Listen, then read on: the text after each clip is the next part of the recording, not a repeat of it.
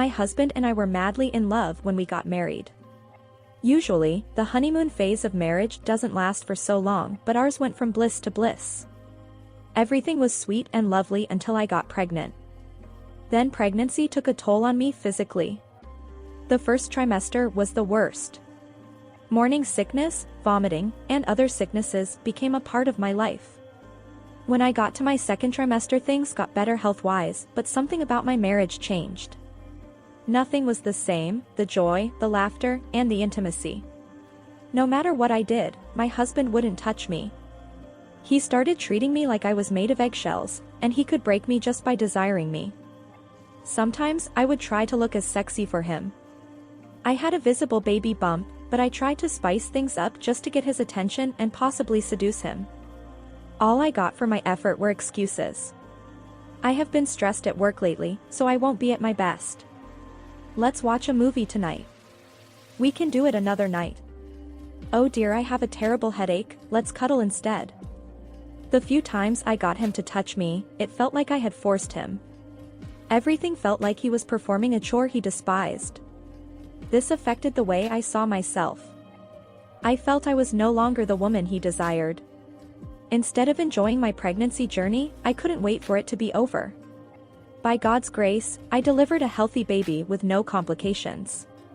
I took my postpartum care seriously, and in due time I recovered what I lost during pregnancy.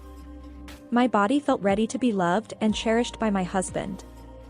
I started trying to let my husband know I was ready, but he wouldn't even look at me, let alone notice my efforts. He always found ways to turn down my advances. He spent a lot of time out of the house, leaving me alone with the baby. Sometimes I would overhear him chatting and laughing on his phone, but he would frown the moment I got close to him. He kept locks on his phone. Keeping passwords was something we both never did. I started feeling ugly. I hated myself because of the way he looked at me. There was no desire in his eyes. If anything, he looked at me with scorn than with desire. I stopped looking into the mirror. I cried often and lost appetite. This affected the production of breast milk, hence affecting the baby too. One day I was walking in town lost in thought when I heard a car honk followed by a screeching sound of a vehicle pulling a quick brake. I got startled and sat on the floor, though the car did not hit me. I nearly got hit by a car because I was thinking about my marriage going down the drain. My eyes got blurred with tears and I started crying. The driver of the car that almost hit me came out of the car and helped me to my feet.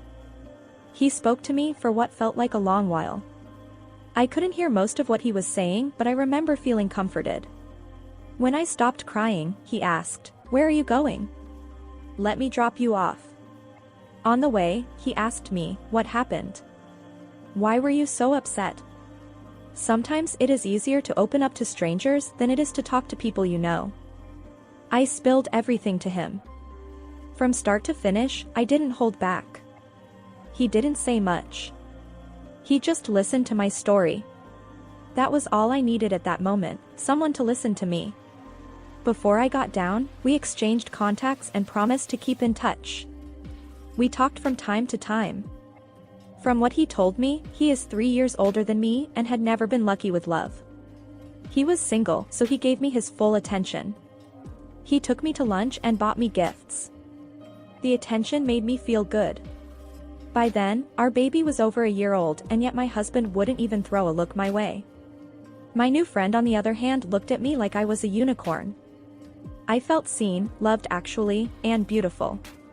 The first time I visited him was memorable. We ended up having sex, and it was the best I've ever had. Some days, I spent the whole night with him with my baby next to me. He treated me and my baby very well, as if we were his own. I was going through all this phase of life and my husband still didn't notice. How could he see? He wasn't looking at me. I decided to ask for a divorce because what's it worth if you have a husband who treats you like you don't exist? But something changed. I don't know what, but all of a sudden, my husband started noticing me and how I was glowing. Maybe the reality began to dawn on him when he realized that I was no longer demanding his attention. I dressed nicely. I looked my best every day, but not for him. He came to his senses and started noticing me. He tried getting to me, but I ignored him just like he ignored me. One day I came home from my boyfriend's place to pack my bags. That was when he saw that I wasn't joking about the divorce. He begged and apologized for his neglect. Please, don't do that. I'm sorry. I have been foolish, but trust me, we will work things out. I didn't want to hear a word of his plea. He kept begging, have you forgotten our marriage vows? Especially the part that said, till death do us part. I meant every bit of it. Don't give up on us.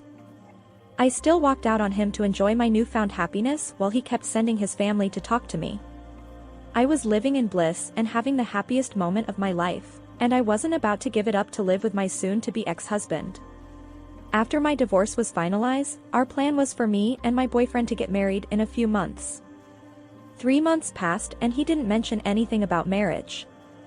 I reminded my boyfriend about the marriage, but he kept saying that he didn't have money to plan a wedding at the time.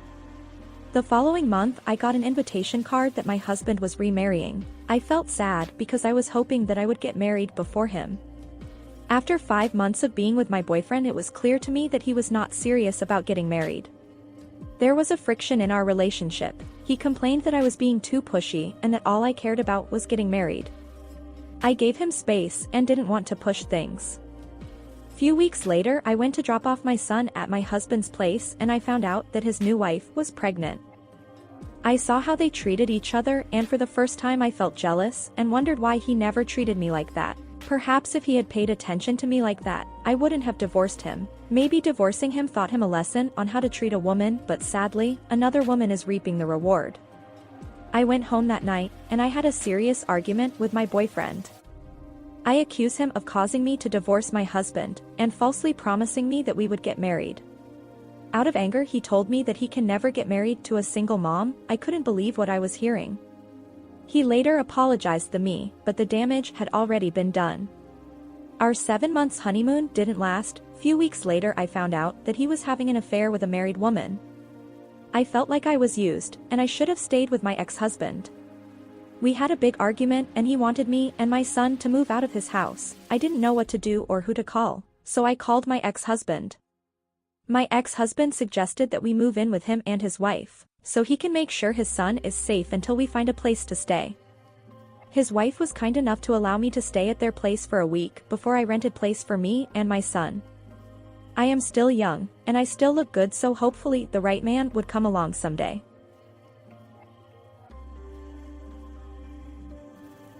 Whoa, this gives a new meaning to the saying that women are the gatekeeper of sex and men are the gatekeeper of relationship.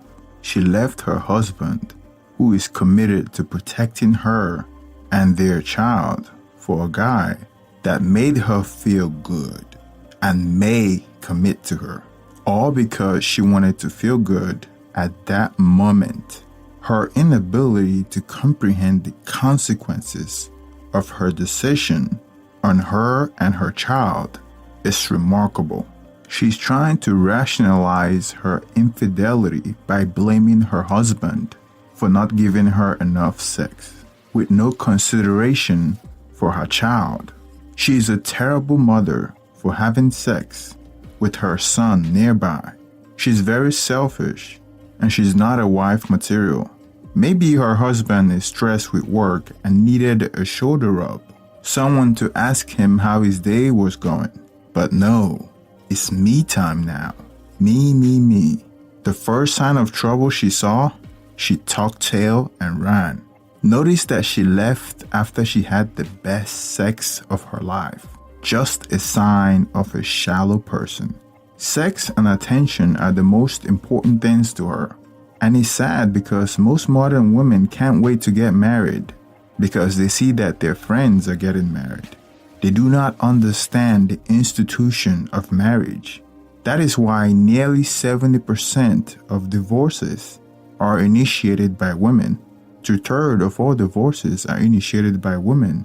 Among college-educated women, that number jumps to up to 90%.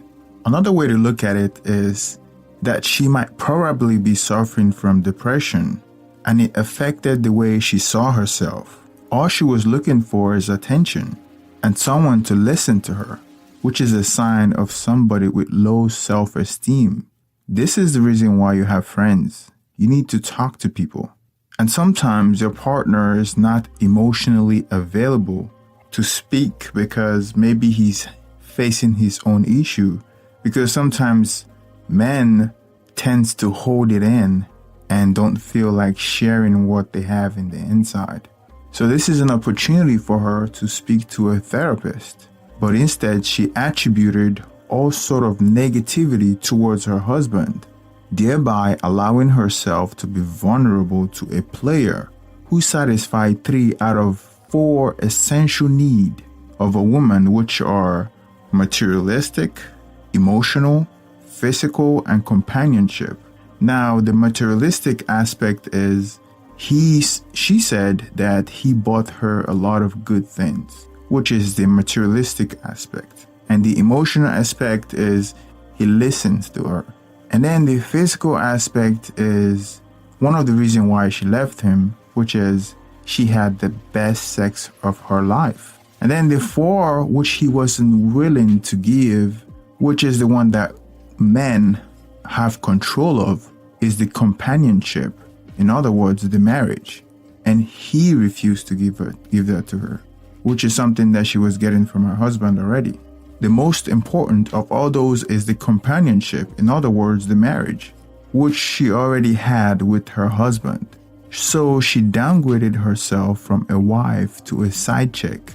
Just so we don't forget, the reason why women want companionship is because they need that extra security blanket for themselves and the children or the child. She just met this guy and he haven't been with her for long, so he only knows her good side and not her bad side. Well, let's give this guy the benefit of the doubt by saying that maybe he intended to marry her, but after he stayed with her long enough, he found out who she really is, so he changed his mind. What she should have done was first look introspectively. Maybe she could lose weight. Maybe she could cook for him. Maybe she could give him a shoulder rub. Maybe add a little foreplay. And don't nag him so much. Most women do not think about how divorce affects the children. Maybe she should have tried marriage counseling. If the only problem is sex and attention, then divorce shouldn't be the first resort. Instead of working on herself, she blamed her husband. Come to find out, the guy that she left her husband for didn't want to put up with her nonsense as well. Let me know what you think about this story. Please like and subscribe. It motivates me to source for more quality content. Have a great rest of the day.